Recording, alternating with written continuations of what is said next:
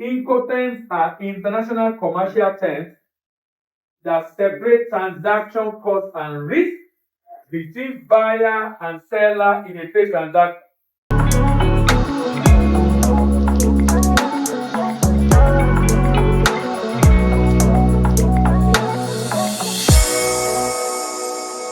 Then ISP 98 or ISP 590. This is the rule guiding standby letter of credit. Specifically designed to govern standby and it serves as guarantee for performance. Functionally, it's similar to UCP but is more suitable for guaranteed type of credit, which is used in construction, leasing, and service contracts.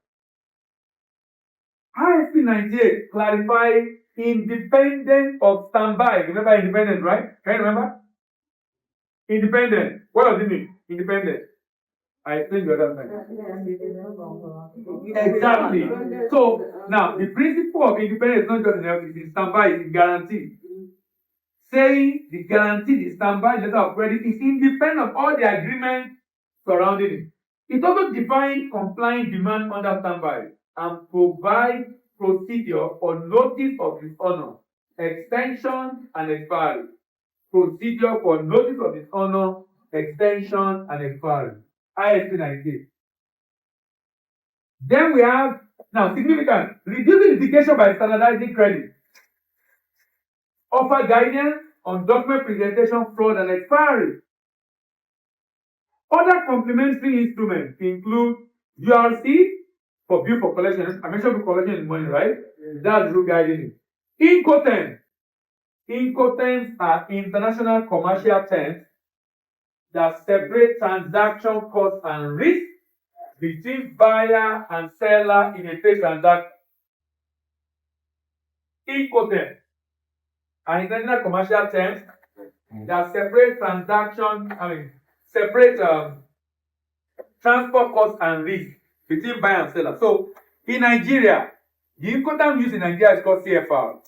CFR, cost and risk. So how does Incoterm work? Can we look up, please? I'm shipping from China to Nigeria. The vessel got to Indian Ocean are capsided. Who has lost money? He has ship now. He has ship. Why will he be on lending money?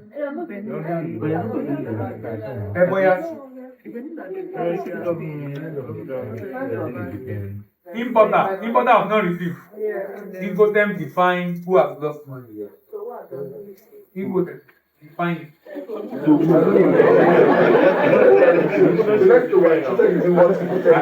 I like that. Incoterm have 11 terms. 11. In Nigeria, there are 11 terms, but for import transactions, CBN allows 2 of them. If I'm going by sea, I will use CFR, cost and freight.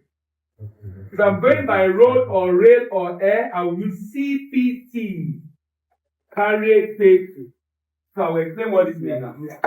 Mathematically, CFR equals to FOB plus freight. Free on board. Mathematically, CPT equals to FCA plus freight. So let me explain CFR. Fellow. CFR. Now, Nigeria said you cannot import without using CFR. That means, as soon as the good is loaded on board the vessel in China, the risk of the exporter ends, but the exporter bears the cost of transport to Nigeria. If the risk of the exporter ends in China, who is bearing the risk in transit? That's why in Nigeria it's compulsory for you to do insurance. That's why it's compulsory, and it must be local. Why? Because we are the one bearing the risk, and you must have paid for the goods using our foreign reserve. That money must come back. We must get value for it. So if the vessel capsizes, you should do insurance to be able to ensure that you are the recovery from that loss.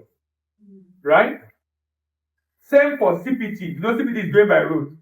But in CPT, the risk also still ends here, and the risk of the cost of transport destination is borne by who? The what? The exporter. even though the risk ends in his country. So in both CPT and CID, while the good is in transit to destination, the buyer is bearing the risk. Does it make sense, please? So important international commercial terms that separate transaction cost and risk between buyer and seller in a trade transaction. So if anything go wrong in transit, we don't need to argue. Important define who has lost money.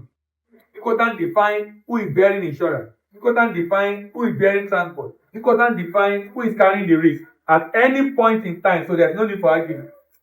Before 1933, when this came into being, can imagine the chaos, right? For the argument and counter argument, the good has not arrived, the good has left. Like you were saying, he has performed, he has achieved the good.